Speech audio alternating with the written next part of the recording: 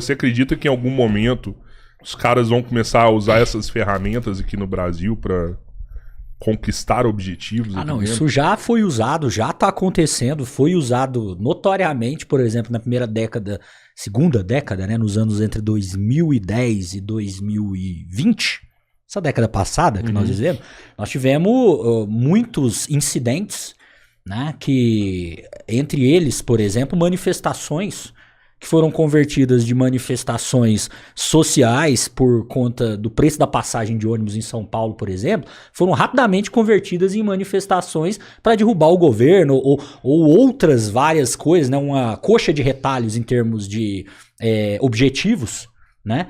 Que foram sendo alterados através das redes sociais. Então isso já está acontecendo, assim, é evidente, né? Que, sério? Sem dúvida. Você acha que não é pelos 25 centavos?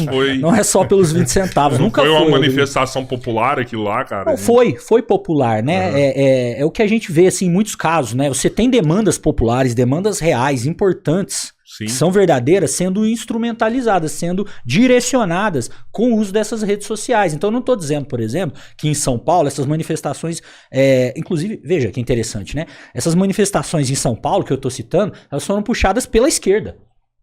O PSOL, por exemplo, um partido que hoje é da base aliada do governo, puxou essas manifestações, né? E estava ali no auge, né, da crítica ao governo. Mas não era o objetivo desses manifestantes derrubar o governo. Nunca foi, né, dado como isso. Com o tempo, essas manifestações rapidamente assim, né, com o tempo não, rapidamente elas foram convertidas de uma pauta de transporte público, que era uma questão local ali, né, para as pessoas dali, para uma situação de, né, igual falando, uma coxa de retalhos.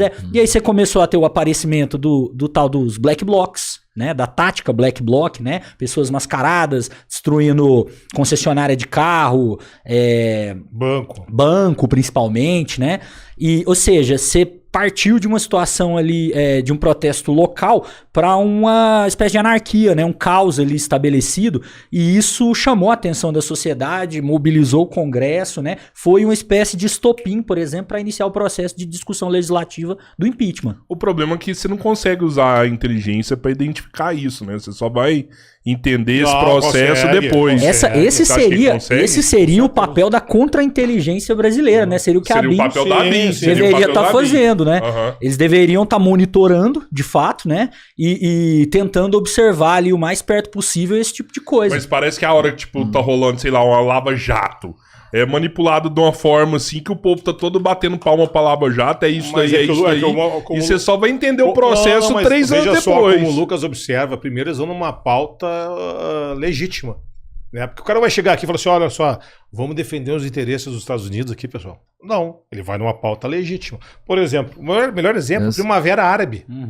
As pautas eram legítimas, aquele cara que se queimou lá na Tunísia, eu tava lá na época, eu morava em Abu Dhabi, aquele cara que se queimou lá na Tunísia, o cara tava desesperado. E daí começou na Tunísia e foi um rolo compressor. Só que quando chega no Golfo, porque entra no Egito, na Jordânia, quando chega no Golfo, os caras já dão uma freada. Eles não uma freada de repressão. Quando chega no Golfo, os dirigentes do Golfo já fazem tipo um congresso, a gente chama lá de bazar, inclusive, que eles vão para cidades menores e querem ouvir, pelo menos os líderes dos clãs, querem ouvir a população. Eles sentam lá e ouvem um por um. Qual é a tua demanda aqui? O que está te faltando? Não, aqui a gente pediu a estrada e há 10 anos estão pedindo, tá? Vamos providenciar a estrada. Na Jordânia, cara, eu ouvi isso aí.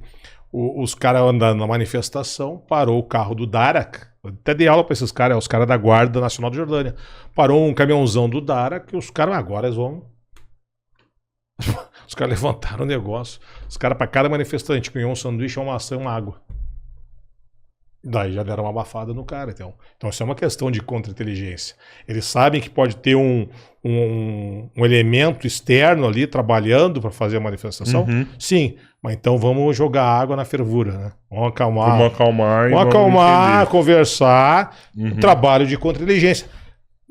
Talvez tenha até existido aqui no Brasil, só que como a gente falou até a questão do Mossad do de outubro, o cara do Mossad, o Daman lá, do Serviço Secreto do Exército Israelense, eles até foram comunicados pela inteligência egípcia, ou até o pessoal de campo, né, eles foram levando acima, chega lá no tomador de decisão, que fala, não, Aqui no Brasil pode ter acontecido a mesma coisa. Olha, isso aí é uma guerra híbrida que é para derrubar a senhora aí, presidente. Pra Dilma. Pode até chegar até nela. E ela, não. Daí aquela histórico da Dilma de esquerda, manifestação, livre. Suportar a pressão. Não sei, eu tô só supondo. Pode ter acontecido isso. Não, calma. Deixa o povo se manifestar. Deu no que deu, né, cara?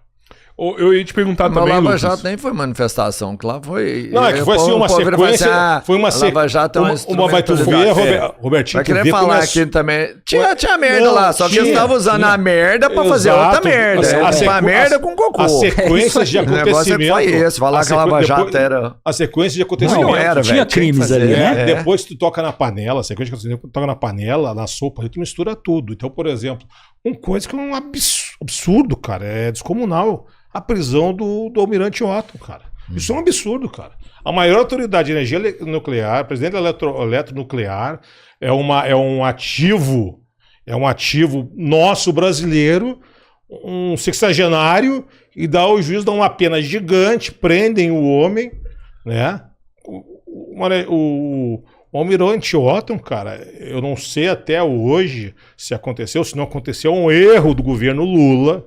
O Almirante Otton tem que ser chamado lá no Congresso brasileiro e tem que se pedir desculpa. O Estado brasileiro pede desculpa pro Almirante Otton, porque o Estado brasileiro, que é a responsabilidade objetiva, errou.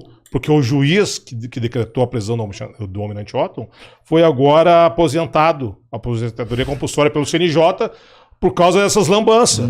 E o Almirante merece um pedido oficial de desculpa, cara. Qual que é o objetivo, né, geopolítico? O congelamento do programa nuclear brasileiro. A partir daí, né, de um lawfare, né, de uma guerra jurídica que vem de fora para dentro, isso aí tá confirmado, né? Não à toa. O pessoal muitas vezes fala, pô, mas foi as prisões, por exemplo, né? Elas foram confirmadas em várias instâncias, né? Esse é um dos principais argumentos de quem é pró-lavajatista, né?